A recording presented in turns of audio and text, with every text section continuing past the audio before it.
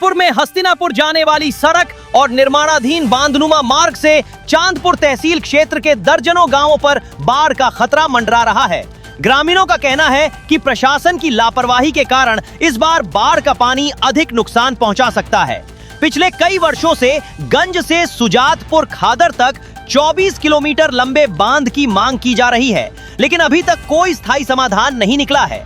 पिछले 4 महीने से हस्तिनापुर की ओर मिट्टी डालकर कई किलोमीटर लंबा बांध बना दिया गया है, जिससे पानी की निकासी प्रभावित होने की आशंका है। किसानों का आरोप है कि पांडव नगर पुलिस चौकी से गंगा पुल तक बनी सड़क में पर्याप्त पुलिया नहीं बढ़ाई गईं, जिसके चलते बरसात का पानी खेतों में भर जाता है। इससे फसलें खराब होने के साथ किसानों को लाखों रुपए का नुकसान उठाना पड़ता है। ग्रामीणों का कहना है कि सड़क निर्माण में करोड़ों रुपए खर्च होने के बावजूद जल निकासी की समस्या बनी हुई है। कई किसानों की जमीन भी सड़क निर्माण में प्रभावित हुई, लेकिन उन्हें मुआवजा नहीं मिल सका।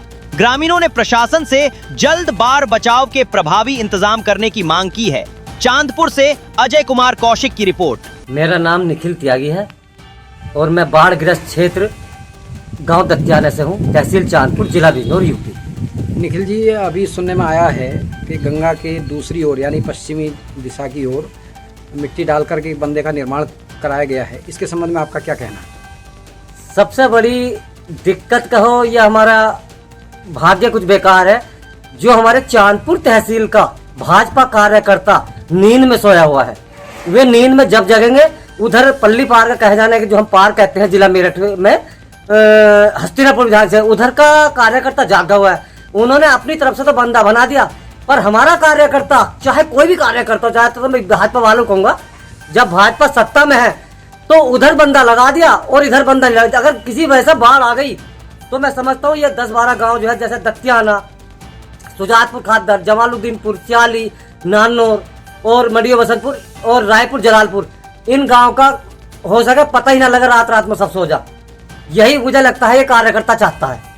इन्हें ये पता नहीं है कि जब तुम्हारे आंखों के सामने दूसरी तरफ बंदा चल रहा है, बंदा हमेशा दोनों तरफ से लगता है, बंदा उधर क्यों लग रहा है? क्योंकि उधर मैं इस बात को धन्यवाद कहूंगा, उसके धन्यवाद के पात्र भी है खटीक जी, कि उन्होंने अपनी जनता का जो ध्यान रखा। मैं नानौर से जोगराज सिंह, तहसील चांदपुर, जिला बिजनौर, उत्तर प्रदेश से हूँ। मैं कहूँगा बाढ़ के बारे में, यानी कि जो बंदा बना है, पल्ली तरफ बना है, मेरठ जिले में जो बना है, तहसील मवाना में, उन्होंने अपना कार्य कर लिया, बचाव कर लिया अपनी प्रजा का, परंतु हमारी तरफ जो भी कोई प्रजा या मानव जाति रहती है, उसका कोई देख रेख कुछ नहीं है। और यहाँ पर ना तो कोई प्रशासन जागरूक है और ना ही यहाँ सरकार कुछ निर्णय लेती है। यहाँ भी जितने भी अधिकारी लोग आते हैं, बस आश्वासन दे जाते हैं और चले जाते हैं।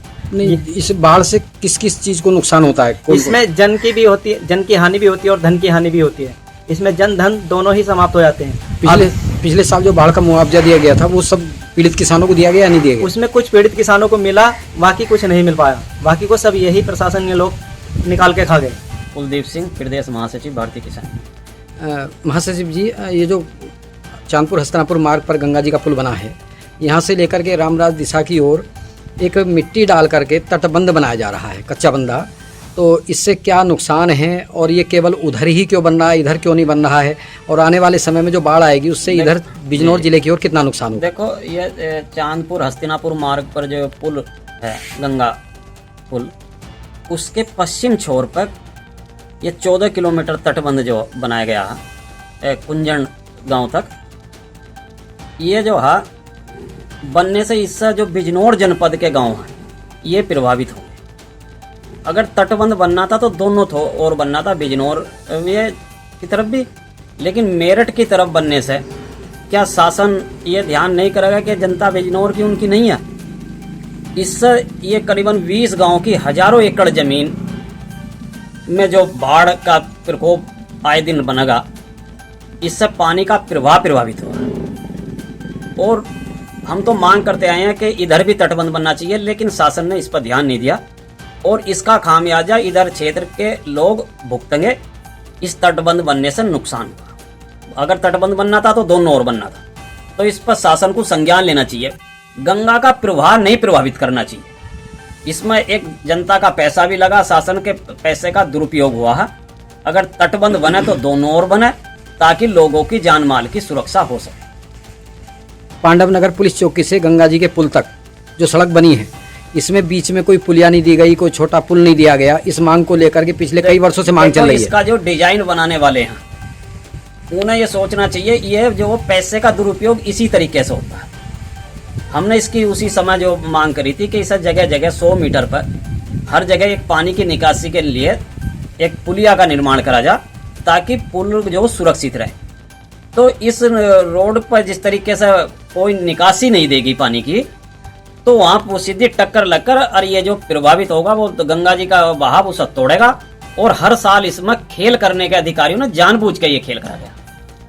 तो इसमें जिन अधिकारियों ने ऐसा किया उनके खिलाफ भी तो कार्रवाई होनी चाहिए। तो सारा सब पैसे का दुरुपयोग है। यही तो चीज है। मान लिया आज भारत की अर्थव्यवस्था के बाद मतलब बारे में तो हम बात कर रहे हैं बड़ी बड़ी, लेकिन उसे खा कौन रहा है, अर्थव्यवस्था को प्रभावित कौन कर रहा है, कौन उसे नुकसान पहुंचा रहा है, ये देखना शासन का काम है। और शासन में इसकी मॉनिटरिंग होनी चाहिए थी कि अगर आप बार बार ये पुल टूट रहा है, बार बार ये सड़क टूट रही है, इसका कारण क्या है, लेकिन कोई संज्ञान नहीं लेता। और ठीक है, खेल खेल रहा है इस चीज में।